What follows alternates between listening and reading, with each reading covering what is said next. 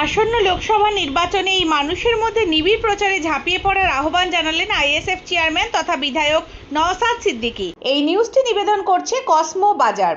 এটি অবস্থিত মগরাহাট কদমতলায়। ঈদের খুশিতে বিশেষ আকর্ষণীয় উপহার নিয়ে আপনাদের মাঝে হাজির হয়েছে। শীঘ্রই চলে আসুন, দামে কম, ভালো মাল, একটা কিনলে একটা ফ্রি।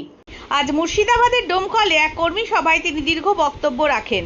তিনি বলেন, মুর্শিদাবাদ থেকে এমন মানুষকেই সংসদে পাঠাতে হবে যিনি জেলার উন্নয়ন নিয়ে কথা বলবে। এই জেলায় গঙ্গা ভাঙন বিশাল সমস্যা, পাশাপাশি শিক্ষা ও স্বাস্থ্য নিয়েও এই জেলায় অনেক সমস্যা আছে। এর আগে এতদিন কোনো সাংসদ জেলার উন্নয়নে সরব হননি। আইএসএফ প্রার্থীকে যদি সংসদে পাঠানো যায় তাহলে তিনি মুর্শিদাবাদের উন্নয়ন নিয়ে সোচ্চার হবেন।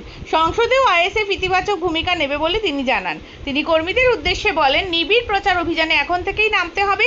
বুথে গিয়ে মানুষকে আইএসএফ এর নীতি ও আদর্শ প্রচার করে দুর্নীতিগ্রস্ত তৃণমূল ও ফ্যাসিবাদী বিজেপির ধাপ্পাবাজি রাজনীতির মুখোশ খুলে দিতে হবে। পাশাপাশি ভোট কেন্দ্রে গিয়ে মানুষ তার গণতান্ত্রিক অধিকার প্রয়োগ যাতে সুষ্ঠুভাবে করতে পারে সেটাও কর্মীদের দেখতে হবে। আজকের এই কর্মী সভায় মুর্শিদাবাদ কেন্দ্রের আইএসএফ প্রার্থী হাবিব শেখ সহ জেলা নেতৃবৃন্দ উপস্থিত ছিলেন। কি বলবে? ওই বালি দিয়ে বাঁধ নির্মাণ করলে চলবে না, কংক্রিটের বাঁধ নির্মাণ করতে হবে। এটাই যারা করে কামড়ে খায়। বালির বাঁধ কেন করে রেখেছে? করে কামড়ে খাওয়ার জন্য।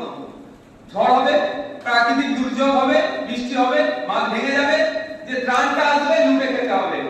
আর যদি আমরা কংক্রিটের বাঁধ নির্মাণের দাবি আইএসএফ এর একমাত্র বিধায়ক তথা সংযুক্ত মোর্চার বিধানসভার মধ্যে যে দাবিটা তুলেছে, বারবার দাবি তুলেছে এই গঙ্গা ভাঙনের কথা, এই শামসেরগঞ্জ থেকে শুরু করে, বেনুয়াপাড়া থেকে শুরু করে, বাঙ্গিয়াপাড়া থেকে শুরু করে এই মুর্শিদাবাদ, মালদা যে দাবিটা তুলেছে, এই দাবি এতবার আমি তুলেছি, বাধ্য হয়ে রাজ্য সরকার একটা রেজুলেশন এনেছিল কিন্তু বিধানসভার মধ্যে একটা টিম দিল্লি পাঠাবে কেন্দ্রীয় সরকারের সাথে কথা বলার জন্য, বাধ্য হয়েছিল।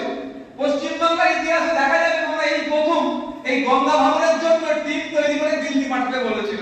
সেটাই সম্ভব হয়েছিল সংযুক্ত মোর্চা তথা আইএসএফ এর একটা বিধায়কের জন্য। আর যদি ওটা আমরা অধ্যাপক অজয় কুমার দাসকে পাঠাই সুন্দরবন প্রত্যন্ত অঞ্চলের উপকূলীয় অঞ্চলগুলোতে, যেভাবে গঙ্গা ভাঙন, ওখানে যে নদী যে ভাঙনের ফলে প্রতি বছর দেখতে গেলে তারা ক্ষতিগ্রস্ত হচ্ছে, তার বিরুদ্ধে কথা বলতে পার্লামেন্টে গিয়ে কংক্রিটের বাঁধ তথা বিজ্ঞানসম্মত ভাবে বাঁধ নির্মাণ করতে হবে। তার বিজ্ঞানসম্মত ভাবে রক্ষণাবেক্ষণ করলে তাহলে এই গঙ্গা ভাঙনের কবলে আমাদের মুর্শিদাবাদ, মালদা লোকের জমি আর যাবে না।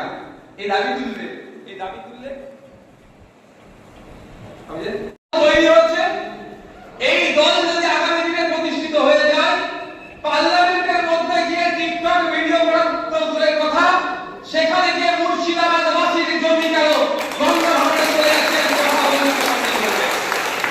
পার্লামেন্টে গিয়ে বলবে যে মুর্শিদাবাদের ইতিহাস দেখুন, দেশ স্বাধীন হওয়ার পরেও কিন্তু মুর্শিদাবাদ বিচ্ছিন্ন হয়ে যাওয়ার পরেও কিন্তু ফিরে এসেছে সেই মুর্শিদাবাদ এখনো কেন পিছড়ে বর্গের জেলার মধ্যে আছে।